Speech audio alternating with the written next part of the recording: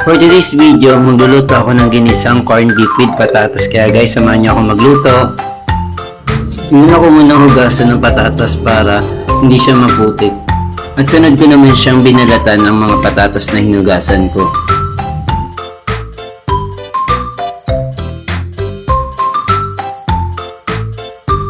Pagkatapos kong balatan, hiniwa ko siya ng pa-cubes. Yan, nahihirapan pa ako. Baka masugatan ako kaya dinahandahan ko siya sa paghihiwa. Pagkatapos kong mahiwa ang patatas, sinugasan ko muna siya para mapatulo ko kagad.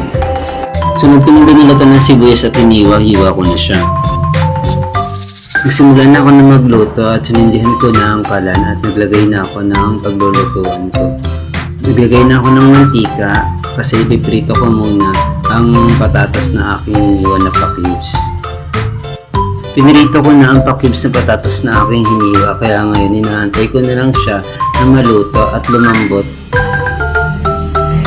Nag-prepare na ako dyan ng salaan para mapatulo ko siya. Nung lumambot na ang patatas, sinango ko na siya at pinatulo ko na sa strainer na aking inihanda. Naglagay na ako ng bagong paglulutoan ko ng corned beef. Piniinit ko muna ang aking lulutuan at nilagay ko ng mantika at sibuyas. At saka ko na nilagay ang corned beef at inisagisa ko na ang corned beef para maluto. Nilagyan ko na rin siya ng magic sarap. Nilagyan ko ng konting tubig ang lata para magkaroon ng sabaw ang ginisokang corned beef.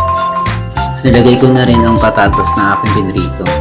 Nilagyan ko na rin ng isang pamintang pino para magkaroon ng lasa at ngayon inaantay ko na siyang maluto at pinapakuluan ko na lang siya.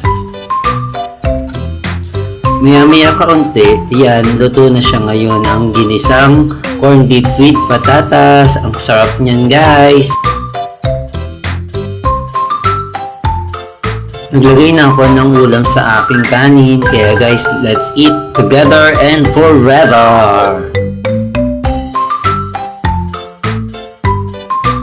Siyempre, kakain tayo ng walang Coca-Cola. Hindi yung kasalo kasi ako lang mag-isa.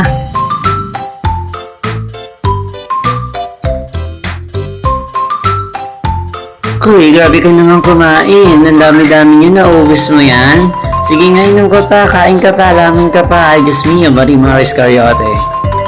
Hala siya, naubos niya talaga ang kanyang inihandang pagkain. Ano ba yan? Bigyan mo naman yung mga nanonood sa'yo. Sobrang sarap kasi magluto, lalo na pagka mahal mo talagang magluto.